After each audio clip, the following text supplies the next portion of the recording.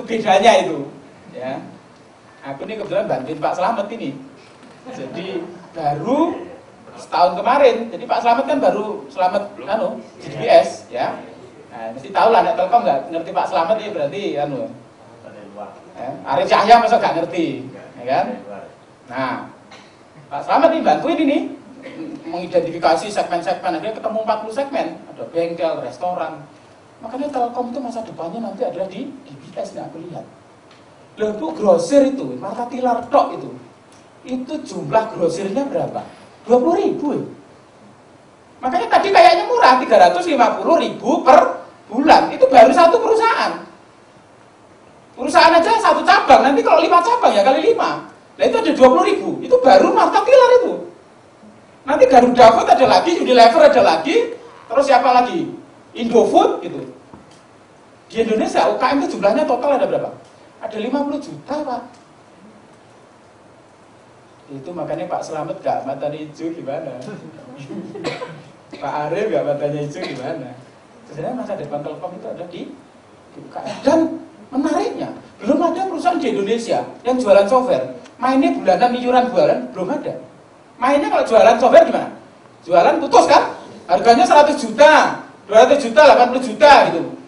Nah, terus nanti jual putus kan? Apakah akuntansi, apakah inventory, apakah POS gitu. Kalau ini enggak.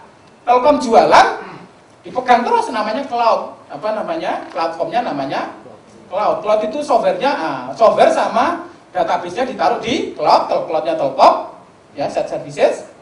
Jadi itu bikin bonus tokonya ya mahal, ratusan juta. Tetapi karena dibayar bareng-bareng set services. Jadi kalau dulu saya ingat ERP itu Indofood itu jual beli ERP ya kayak Bonus Toko gitu itu 12 juta Pak, 12 juta dolar itu berarti berapa?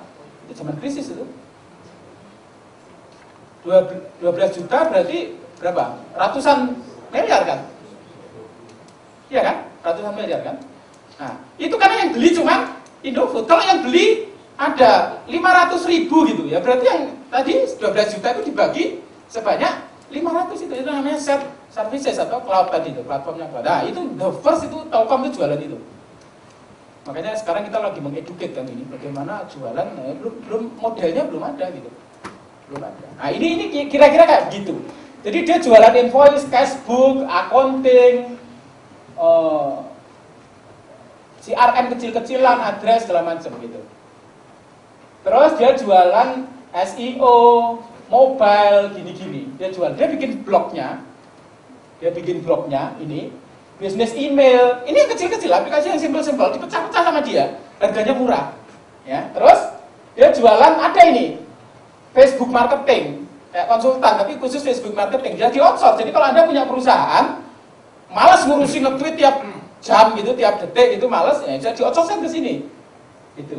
Terus ada Twitter marketing gitu, blog posting gitu-gitu. Nah ini jualan itu. Nah yang menarik adalah, ini ada videonya. Jadi dia itu blognya isinya nggak jualan. Blognya isinya adalah artikel semua. Mengenai apa? Mengenai hal semua mengenai UKM. Ya, mengenai UKM. Contohnya ini. Nah ini, 5 business planning tips.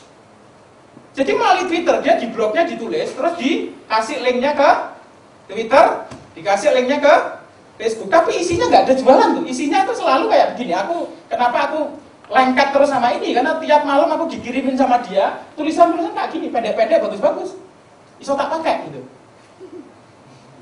Iso tak pakai. Ini 5 business planning tips ini, business planning fundamental. Ke bawah itu banyak, dia punya ribuan artikel dan itu didistribute pakai Twitter. Kalau aku follow dia, tiap kali dia ngupdate tulisan, ya aku dapat gitu. Seneng kan aku dikasih gratis ya.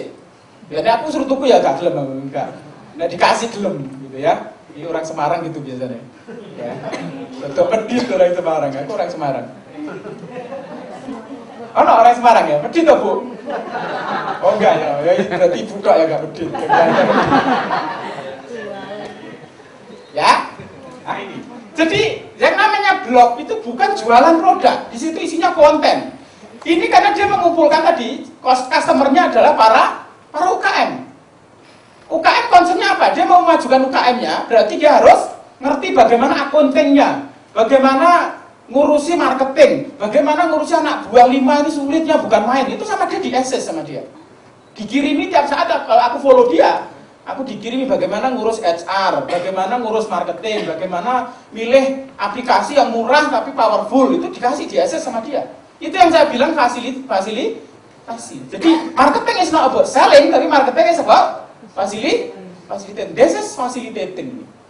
Jadi ini adalah yang namanya blog, yang namanya hook. Terus kemudian dia tiap kali di-link melalui Twitter, melalui Facebook, itu adalah social media channel ya. Nah, ini berarti masih sok jawab, berarti gak ngantuk ini berarti. Ya. Terus maghrib gini biasanya bahaya. Ya. Itu ya. Nangkep ya kira-kira ya. Simple kan? Nggak ada yang sulit kan? Nggak ada yang.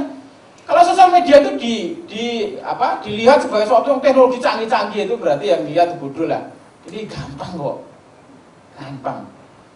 Ya, cuman lingkaran tadi itu loh, segitiga yang pertama, terus yang gundur tadi ya, juga segitiga. Ya benar-benar cuma segitiga kok. Ya kan? Nah ini, ya. Tak kasih contoh nih. Jadi aku cuma ngomongnya sebenarnya cuma segitiga tadi, tapi tak kasih contoh-contoh, makanya kayak ruwet gitu, padahal enggak. Ya, ini. Jadi dikasih tips-tips ini.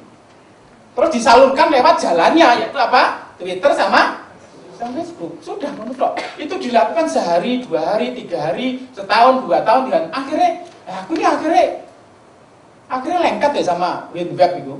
Itu CEO-nya namanya Stefan Topfer, ini orangnya. Mana ya? Ini dia nge-tweet ya, sales basic for every small business entrepreneur, dikasih linknya. Kalau ini tak klik, ini di Twitter nih. Aku ngambilnya di Twitter bu, tak klik. Yang muncul apa? Yang muncul ini. Sales basic for every small business entrepreneur. Ini ilustrasinya, tulisannya di bawah. Ya, ini gak iso nggak tahu nih, canggih anunya mesti iso sampai bawah, tapi gak iso ini. Ini cuma gambar itu. Tulisannya di bawah nih. Ya, kepotong. Aku ya gaptek, aku gak ngerti, teknologi gak ngerti. Dan prinsip ini dasarnya ngerti. Tapi udah teknis ya tak minta orang gitu. Ya. Jadi ojo alasan gitu, wah aku gak ngerti teknologi gaptek, aku gak bisa sosial media itu, jangan lah. Pasti bisa lah, gampang itu. Ya. Nah, jadi teman-teman lihat bagaimana jalan tadi itu. Jadi dari sini blog, terus disalurkan lewat Twitter, dikasih link. Dia kasih di sini WinWeb kan, sales basic for every small business entrepreneur, kasih linknya. Begitu ini diklik, masuknya ke sini. Nah ini tulisan mau cuma 1 halaman, mau 1000 halaman ya bisa cuma pakai link itu. Jadi Twitter itu bukan cuma 140 karakter, tapi di dalamnya bisa reach banyak tulisan karena ada apa? Ada link itu. Ada link itu. Ya, ini. Nah ini nih orang ini hebat ini. Ini nih sehari bisa ratusan dia nge-tweet itu. Dan artikel semua isinya. Orang nggak asal nge-tweet ngawur-ngawur itu enggak. Ngomong ngawur-ngawur itu banyak itu, tunggalnya oke itu. Tapi nah ini artikelnya kayak gini-gini ya. Loh, kayak gini-gini. Tuh. Ini full artikel ini panjang itu, mikir itu menulisnya itu. Nulisnya mikir itu. Jadi itu bisa ratusan ya. Jadi ada timnya di situ. Nah, bagaimana kita ini UKM ya, customernya dia tiap hari dikasih ilmu-ilmu terus, gratis. Gimana kita nggak nempel sama dia gitu loh? Pasti nempel kan? Nah, ibu-ibu prinsip yang sama bisa diterapkan apakah Anda jualan warung Padang, apakah jualan TK, apa jualan susu, itu prinsipnya sama. Prinsipnya sama. Yang penting adalah apa? Teman-teman harus tahu target konsumennya, terus habis itu ngerti apa? Ngerti common interest-nya. Begitu ngerti common interest-nya, oh dia itu maunya kayak begini, kasih konten-konten yang relevan dengan common interest. Sudah, prinsipnya cuma itu, cuma 3 itu tadi. Itu kalau Anda lakukan setahun, 2 tahun, 3 tahun, percaya saya, aku nih sekarang ngomong itu sebagian besar dari Twitter. Jadi aku tapi aku diminta orang ngomong lewat Twitter karena aku bikin tulisan-tulisan, bikin konsep-konsep yang orang jadi impress gitu. Lah nek kita Twitteran, sosial media strategi tapi gak mikir, ngantukan terus ya, repot gak iso. Ya mesti harus bikin konsep gitu. Yang kita produk kita harus bagus gitu. Produk itu kan seperti 3.000 tak pikirin betul itu. Gitu. Anda jualan apapun ya mentang-mentang sosial media terus produknya amburadul seenaknya, nggak bisa. Tinggal 10 menit. Oke. Ntar, nah ini ya. Nah, oke, jadi contohnya real nutup ini contohnya Yusuf Hadi ya. Nah. Iki blogku. Ya. Aku dulu bikin ini masih yang lama nih karena ngupdate ya gaptek ya, jadi nunggu catur ini yang bikin acara ini kan yang bikin ini nih. Jadi ini yang bikin dia. Aku jualan bukunya ini, konsepnya ini blog. Ya, ini yang namanya landing page, sama lah prinsipnya, gampang kan? Terus kemudian tak salurkan lewat Twitter, lewat Foursquare, lewat Facebook. Ini yang namanya social media channel. Ya. Misalnya contohnya, ini kira-kira 3 minggu yang lalu atau sebulan yang lalu aku nulis mengenai brand. Ini aku nulisnya di Sindo, aku nulis, terus di Detik aku nulis, ya, itu yang third party. Terus di blogku aku nulis sama judulnya, Brand Building Sepak Bola Indonesia, ya. Terus tak salurkan lewat Twitter. Nah ini tweetnya bilangnya gini, harus baca Brand Building Sepak Bola Nasional ini, ya. Sehingga nanti followerku, aku punya 5 ribuan follower, begitu terima ini dia akan ngeklik ini, dia akan sampai ke sini, akan sampai ke sini. Sehingga nanti blogku akan laris gitu, rame kan. Nah, pengukuran itu kita bisa lakukan nanti di blog. Jadi semua tuh ini rumahnya, orang masuk dari sini ke sana. Biasanya yang langsung ke blog itu jarang. Ngapain kita ke blognya CEO? Kok enak. Tetapi kalau di sini itu orang nge-tweet itu lebih enak gitu, ya. Terus kemudian ini di note Facebook. Di Facebook itu ada fasilitas note. Aku nulis di situ, ada conversation di dalamnya. Begitu nulis dapat komen, dapat 50, dapat 70 komen gitu. Kita diskusi di situ. Biasanya aku posting di note itu biasanya hari malam Minggu biasanya. Itu biasanya diskusi sampai Rebo biasanya. Iya, terus diskusi dulu. Kan bisa kita balas itu tinggal sehari itu masuk udah ada 5 komen, tanggapin lagi gitu. Nah kalau kita diskusi terus itu yang namanya counter. Kalau kita diskusi terus curhat terus akhirnya apa? Ya kita dekat sama konsumen kita. Jadi followerku itu 5.000, terus aku punya fans di Facebook tuh berapa, itu adalah customer saya. Ini customer tuh bisa dua, dia beli produk saya atau dia bisa jadi evangelis saya. Dia akan ngomong, oh semua itu bagus gitu ya. Tak lihat tulisannya itu, saya 3.000 itu bagus loh. Makanya undang lo seminar. Nah, gitu. Nah, aku yang ngomong, oh semua itu hebat gitu. Ya, orang nggak percaya. Tapi kalau influencer yang masuk yang 5.000 itu ngomong, semua hebat. Langsung percaya. Itu loh kekuatannya sosial media. Influencer. Ya. Nah, terus Foursquare. Foursquare itu untuk location, geolocation. Ya, ini nggak begitu populer di Indonesia, tapi aku suka karena aku habis makan di mana gitu, itu check-in gitu, nah, komentari makanannya, itu orang-orang suka ya, habis itu komentari di Facebook, di Twitter. Oke, nah ini contoh tulisannya ini ya, media sosial dan revolusi horizontal Mesir, ini tulisanku terakhir ini. Aku analisis bagaimana ilmu E/MC kuadrat itu berlaku terjadi di Mesir. Di Mesir itu terjadi karena ini energi sehingga Mubarak tumbang itu adalah karena E-nya itu gede, word of mouth sama komunitas. Jadi orang-orang demonstrasi itu terkonek satu sama lain membentuk apa? Membentuk komunitas dengan satu apa? Common interest, yaitu apa? Menumbangkan Mubarak. Jadi iso itu dianalisis pakai EWMC kuadrat itu iso. Coba main. Ya, itu hebatnya EWMC kuadrat itu adalah powerful energinya. Nggak cuma marketing, tetapi juga negara ambruk itu mergo EWMC kuadrat. Kuncinya adalah komunitas sama web. Nah ini tak tulis gitu ya. Terus, nah ini kalau kita nge-tweet nggak boleh yang serius-serius loh. Bahasanya juga yang gini-gini yang enak gitu. Ya ini. Ini misalnya kemarin gitu ya, ngelihat orang-orang, aku lagi meeting di McD mana ya? Oh, McCafe di Gade gitu. Lihat orang-orang kok banyak kerja jam 12 malam gitu. Rame, penuh gitu. Nah, saya 3.000 itu kan intinya adalah negara yang mau maju, orang sibuk semua, tak linkkan gitu. Setiap apa-apa tak linkkan ke saya 3.000. Jadi orang itu tak, otaknya, customerku itu otaknya tak Wanu terus, saya 3.000, gitu. Makanya setiap aku lihat apa-apa, ini kita disambung, kita masih 3.000 tak sambung tidak. Makanya ini begitu melihat orang berhasil kerja gini, optimis Indonesia bakal melampaui Cina gitu. Terus hashtag C3000 gitu. Nah, kalau pakai gini ini Foursquare berarti, aku pakainya pakai Foursquare Mekafe. Salah satu, aku bilang di dalam konsep C3000 itu salah satu fenomena C3000 itu adalah ya orang itu makin banyak keluar rumah, makin banyak melek-melekan kerja 24 jam. Makin banyak orang stres itu pasti. Nah itu. Nah ini langsung tak kaitkan ya. Nah ini Foursquare-nya nih. Oke. Ini note-nya ya, note-nya di Facebook ini.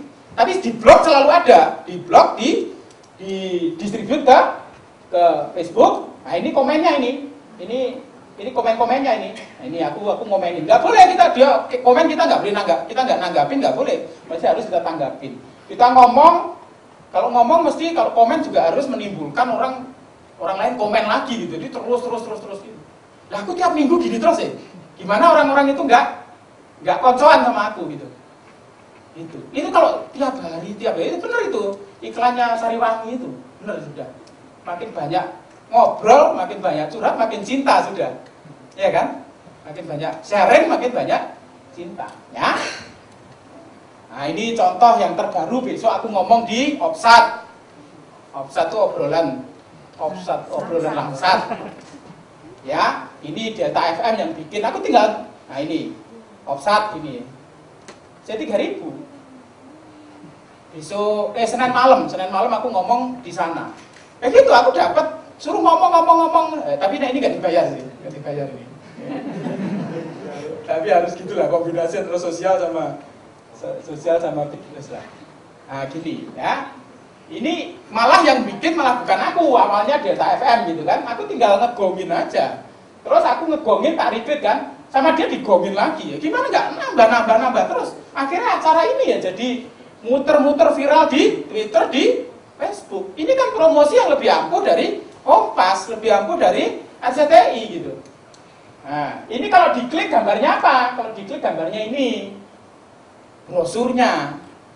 Jadi teman-teman itu nyebar brosur itu di jalan-jalan itu jadul itu. Ya, mesti di Twitter rada cool.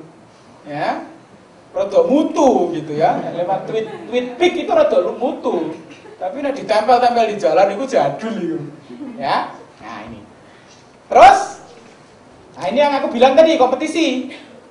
Aku modal 5 buku gitu, udah ribuan orang kontribut. Ini misalnya yang dari mana nih? McD baru buka di Balikpapan, ini orang Balikpapan. Itu dia dari baca di blogku ngerti konsep 3.000, terus tak bikin kompetisinya, terus dia nyari, ketemu ide, oh McD Balikpapan buka, antrian drive-thru-nya panjang. Status dan experience itu penting buat consumer 3.000 gitu. Jadi konsep consumer 3.000 sudah bukan milik saya lagi, menjadi milik customer gitu.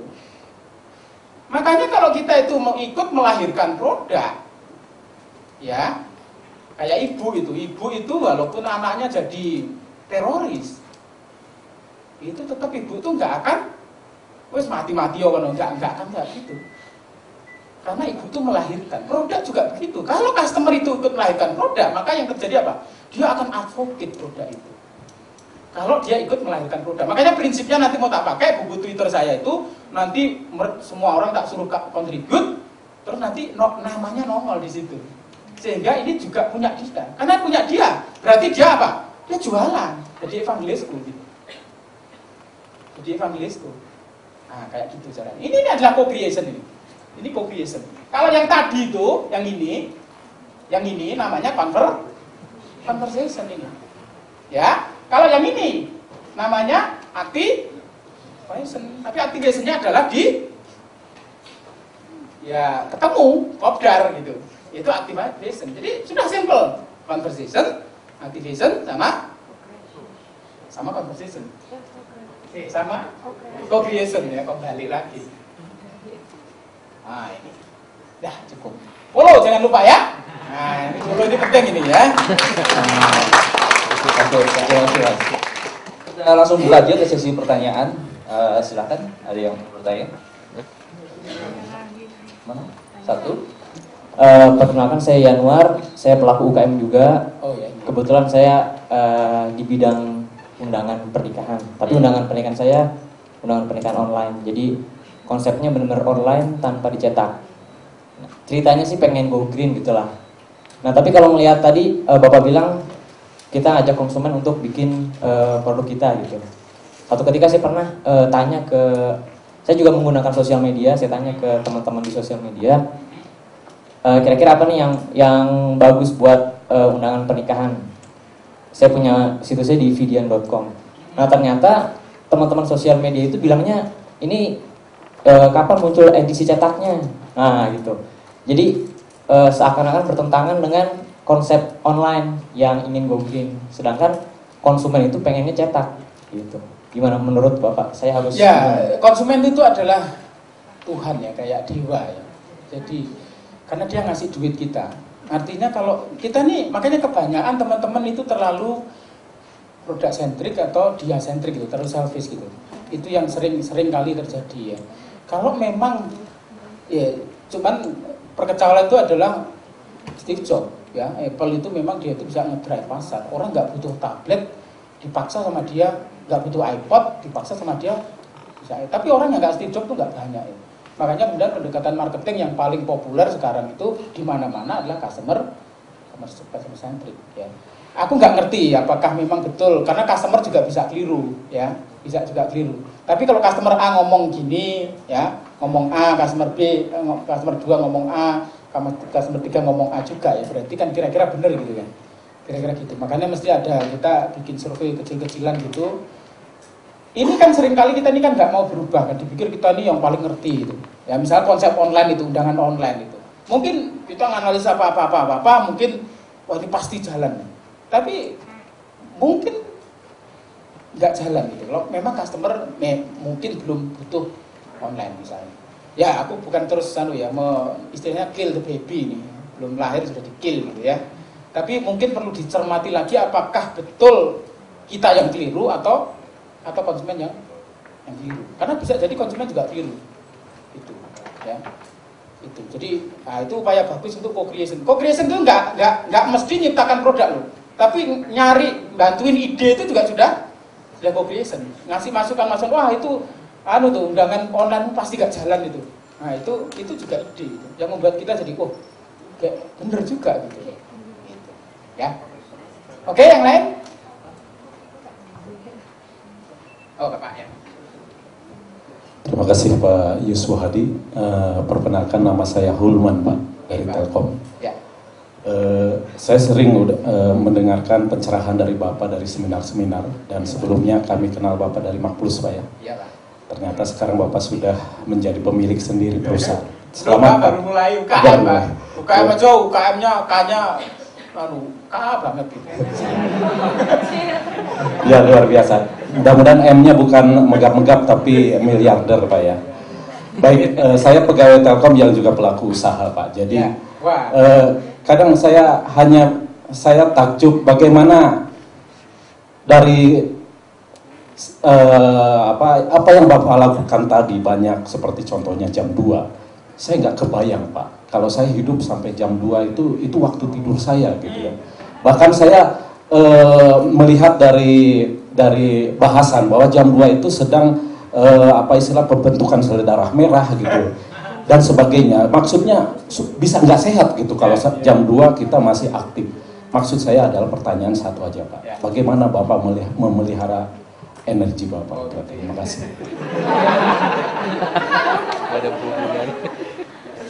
Saya itu kebetulan gini Pak, saya nggak tahu, mungkin kalau dikatakan, kebetulan di blog saya pernah saya tulis, saya itu kebetulan memang, saya 12 tahun kerja di Makplus ya, itu dulu waktu saya nikah 2004, sebelum nikah itu saya bisa tiap malam tuh berantem sama satpam, karena saya 2 minggu nggak pulang gitu, tidur di kantor. Nah, kantor itu nggak boleh untuk tidur kan, untuk mandi itu tidur itu nggak boleh ya.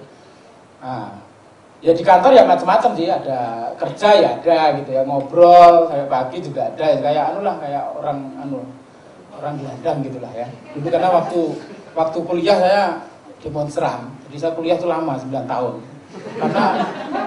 Karena apa? Karena kuliah itu 3 bulan sekali gitu ya. Jadi banyak.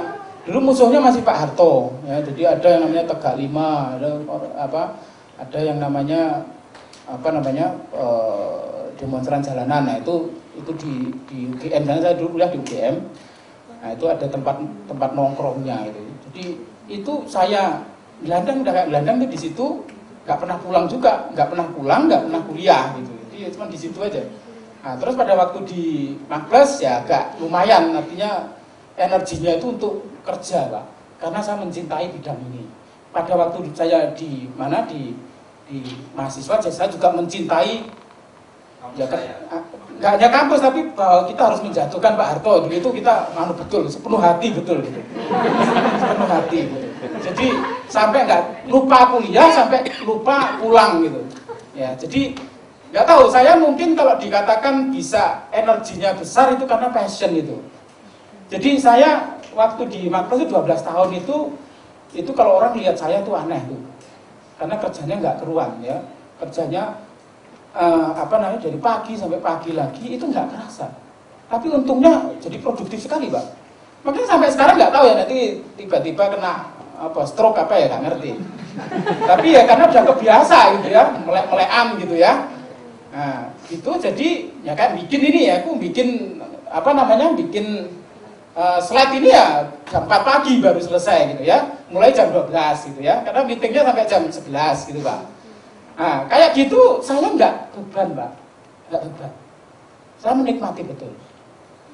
Nggak tahu apakah passion, rasa cinta melakukan sesuatu itu menjadi obat juga, menjadi energi juga, saya nggak tahu. Mudah-mudahan nggak gitu, sehingga nanti saya nggak kena stroke gitu ya. Mudah-mudahan. Jadi apapun kalau kita mencintai apa yang kita lakukan itu energi yang luar biasa. Jadi saya bikin slide gini, saya ngomong kayak gini Pak, itu saya senang sekali Pak. Saya sama sekali nggak beban, saya menikmati betul. Sehingga mungkin kalau orang ngomong kayak gini ya karena nyari duit, karena biar dibayar, ya mungkin nggak akan. Tapi kalau aku bisa ngomong seenaknya gitu, mau dibilang bagus jelek ya terserah monggo sampean gitu ya. Sebenarnya aku senang gitu. Nah, dengan kayak begitu mungkin tanpa terasa Pak, ini bukan sombong Pak. Saya ini 12 tahun itu saya juga nggak ngira gitu. 12 tahun itu saya bisa nulis lebih 50 buku loh Pak. 50 buku. Kalau 50 buku selama 12 tahun, karena 10 tahun lah ya, itu kan berarti berapa? 4-5 buku setahun. Saya nulis buku pertama kali tahun 99 ya. Pada waktu nulis buku yang pertama itu saya nggak kebayang bisa nulis buku. Bukunya tebelnya 450, bukunya Pos dulu. Termasuk buku Telkom saya nulis mengenai Customer Centric Company tahun 2004 ya. Nah itu saya sama sekali nggak kebayang bisa nulis setahun 4-5 buku. Kadang-kadang paralel Pak. Loh saya nulis buku bukan karena kita nunggu di gunung atau di pantai nunggu ide muncul, enggak. Jadi nulis buku itu kalau 3 bulan saya mata tilar minta nulis monologi gitu. September di launching ngundang 1000 orang. Lah enggak jadi ya dipentungi orang oke. Mesti harus jadi. Jadi under pressure Pak. Tapi karena aku mencintai nulis Pak. Dulu saya nggak bisa bayangkan seminggu bisa nulis artikel itu 3-4 tulisan. Ya kayak gini nih, saya tadi sampai jam 4 pagi, terus kemudian nerusin lagi tadi jam 9 gitu, terus berangkat sekitar jam 12, pergi jalan saya ini udah selesai, data email ke Catur, terus di jalan sambil di mobil saya ngetik karena nanti jam 9 itu lambat-lambatnya dan jam 6 ini nanti habis ini aku nerusin kurang sak paragraf tadi. Tak tulis, tak kirim ke Sindo. Besok harus keluar. Itu telatnya jam 9, jam 7 malam ini gitu. Nah itu nek Bapak melihatnya kerja itu sebagai beban, itu stres pasti. Gampang stroke itu. Tetapi nek kita selama menulis itu kita menikmati, selama kita presentasi menikmati, selama bikin slide itu kita menikmati, ya everything is okay gitu. Jadi pegel-pegel itu bisa hilang. Gak kroso. Gue udah bengi nganu kabeh, sakit semua, gak tahu. Gitu. Nah itu yang tak rasakan Pak. Aku mudah-mudahan sih gak kena stroke Pak. Mudah-mudahan ya. Tapi sampai sekarang bisa bertahan kayak gitu. Kuncinya cuma satu, karena saya love my job. Itu saya menyukai marketing, saya menyukai bisnis, ya, ilmu mengenai bisnis, dan saya sharing ke. Makanya ketika saya menemukan Twitter itu wah tambahan saya, tambah berbunga-bunga lagi, karena saya semakin banyak bisa sharing, nggak perlu ketemu. Kalau ketemu gini kan paling bisa kan seminggu sekali, seminggu 2 kali, seminggu 3 kali. Kalau pakai Twitter kita bisa sharing itu 24 jam sehari, 7 hari kita bisa sharing. Saya suka sharing Pak, suka sharing. Apapun saya sharing melalui tulisan, melalui omongan. Kira-kira gitu Pak. Yeah. Ada yang lain, ya Pak? Selamat sore Pak Yuswo. Yeah, Pak. Saya Wahyu, kebetulan dari Semarang Pak. Oh sama, saya kampung. Aku Purwodadi, jadi Semarang blusuk-blusuk. Saya 65 kilo. Jadi ngomongnya Semarang, tapi blusuk-blusuk. Perlu digarisbawahi di sini, tapi saya nggak pelit. Oh iya. Nyuwun sewu nih Pak. Iya. Percaya. Iya Mas. Bayar Pak. Nggak, yang pertama Pak, mungkin saya kebetulan sama dengan pertanyaan Pak yang sebelumnya tadi bahwa saya kok adalah walaupun mencintai pekerjaan saya sekarang Pak sebagai kebetulan membentuk sebuah training seperti itu, tapi untuk kadang-kadang ada semacam tembok-tembok seperti itu Pak, dan itu tadi mungkin perlu ke pantai untuk mendapatkan ilham atau whatever itu. Pertama itu mungkin Bapak ada tips. Yang kedua, setelah saya mengenal Facebook dan Twitter pun dulu saya kan istilahnya hanya latah Pak. Latah, ikut-ikutan membuat seperti itu. Ternyata di sini karena seneng gitu ya. Gimana Pak? Terus seneng ya? Seneng, iya Pak. Ya ketemu Bapak ini Pak. Tambah seneng ya.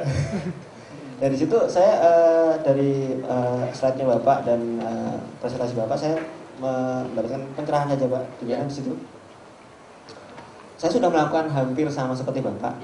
Entah intensitasnya yang kurang atau bagaimana saya nggak tahu. Saya mengulangi pertanyaan saya, apakah saya memang harus mengetweet atau mengupdate status atau membuat note seperti Pak Stephen siapa tadi itu Pak, secara berkala dan beruntun, ataukah sesuka saya? Kalau selama ini saya hanya sesuka saya Pak, saya mengupdate, lalu saya membuat note, nanti ada yang merespon, saya yang merespon tadi tanda kutip sesuka saya Pak. Nah, apakah itu bisa ditingkatkan prosentasenya seperti itu dengan ya tidak tahu, monggo caranya seperti apa. Lalu yang terakhir, apakah selain Twitter dan Facebook Pak, dengan hanya komunikasi seperti itu benar-benar efektif untuk mempromosikan sebuah blog? Karena ya terus terang Pak, blog saya jujur walaupun sudah dengan sosial media channel itu belum begitu ramai seperti itu. Terima kasih Pak. Jadi intinya kalau makin banyak, ini tadi kita makin banyak curhat, ya makin dekat, makin nggak gampang dekatan toh, ya kan? Tapi kalau jarang-jarang, ya makin gampang gitu. Kalau gojek-gajek gitu ya tambah gampang gitu ya. Jadi intinya makin banyak, makin dekat gitu. Nah ini makanya kalau kita melihat nge-tweet itu sebagai pekerjaan, tidak menyatu di dalam diri kita nggak mencintai, ya maka ya kita jadi nggak akan bisa. Nah ini, saya nge-tweet itu ya seenaknya aja sih sebenarnya, tapi karena passion itu loh. Seenaknya itu gimana ya? Karena seenaknya itu, passion itu kan gitu, kerja itu kayaknya seenaknya, tapi jadinya serius gitu. Kayak dulu saya sampai 2 minggu nggak pulang gitu, itu saya kerja perasaan seenaknya gitu. Tapi bahwa nulis ya, bikin buku, bikin slide segala macam itu dilakukan sepenuh hati, walaupun kayaknya seenaknya. Nggak tertib kayak kita masuk jam 9 pagi sampai jam 5 sore, nggak gitu. Jadi kayak seenaknya, tapi karena kita passion, itu akhirnya jadi hasilnya itu extraordinary. Gitu. Jadi mesti banyak Mas. Dan itu kuncinya mesti pertama cinta Twitter sama cinta konsumen Anda. Saya sangat mencintai follower saya. Makanya saya selalu dengar mereka. Terus kira-kira dia maunya apa saya dengerin, saya coba nge-tweet, saya bikin tulisan yang sesuai dengan maunya follower saya atau fan saya di Facebook. Kalau sebenarnya semua itu, makanya saya bener loh. Twitter marketing is love, marketing is bener. Makanya kalau kita cinta pekerjaan kita, cinta customer kita, ya, maka hasilnya pasti adalah passion. hasilnya adalah something yang passionate. Jadi orang kalau passion itu nggak kenal waktu, nggak perlu ke gunung, nggak perlu ke pantai, anytime dia wantem terus. Akhirnya hasilnya karena tiap saat itu 24 jam sehari, 7 hari itu dipikirin terus ya, akhirnya keluar sudah. Hasilnya masih bagus sudah. Nah kita mikirnya nunggu jadwal, ya. Kalau nunggu jadwal, nunggu meeting dulu sama bos, nunggu meeting dulu sama anak buah gitu. Ya nggak akan hasilnya maksimal. Tapi kalau dipikir tiap saat dimanapun, di pasar, di mall, di kencing lagi apa, dipikirin terus ya hasilnya pasti bagus sudah. Hasilnya pasti bagus. Oke, cukup ya. Sip. Oke, big applause untuk Mas Joni. Oke, sebelum acara kita tutup, sekedar sedikit konklusi dari saya. Kita hari ini udah mempelajari banyak tentang social network, social media, marketing gitu. Menghadirkan 4 pembicara yang sangat-sangat hebat kali ini. Aku yakin semuanya terinspirasi ya, makin passionate nih mungkin ya. Jadi terima kasih untuk semua pembicara. Dari Pak Sumadi kita udah dapat sedikit banyak tentang WOM, gimana create something yang memorable, yang bikin customer makin dekat ke kita. Jadi intinya jika brand kita, produk kita, service kita, bisnis kita nggak diomongin orang, berarti bisnis kita boring. Jangan sampai kayak gitu. Dan dari Pak Italo kita udah dapat kalau salah satu market kita adalah pengguna mobile, kenapa kita nggak sekalian bikin mobile setnya? Dan itu tentunya jadi kepikiran kan gitu kan? Oh iya ya, bener juga mungkin. Nah terus dari Pak David, dia menyajikan informasi bahwa ini ada revolusi informasi, jadi mindset kita harus diubah. Jangan melulu menggunakan yang serba, wah aku nggak bisa promo karena aku nggak punya duit untuk promo. Enggak, walaupun SME tetap aja sosial media free kok. Nah dari Mas Iwo, rumusnya udah hafal kan? Sama dengan WMC kuadrat. Itu silahkan dipraktekkan, silahkan diterapkan dalam bisnis Anda, dalam kehidupan Anda. Jadi kan habit, dan yang penting kita ngerjainnya dengan sukarela, dengan jangan ada keterpaksaan. Dan intinya untuk small medium enterprise, sosial media itu perlu. Terima kasih atas kehadiran teman-teman, bapak-bapak, ibu semuanya. Terima kasih kepada para sponsor Telkom Speedy, kepada Detikcom, Akademi Berbagi di SMA. Dan untuk materi itu silakan follow Akademi Berbagi. Nanti kita broadcast di mana bisa mendownloadnya. Terima kasih, sampai jumpa di event selanjutnya. Mari.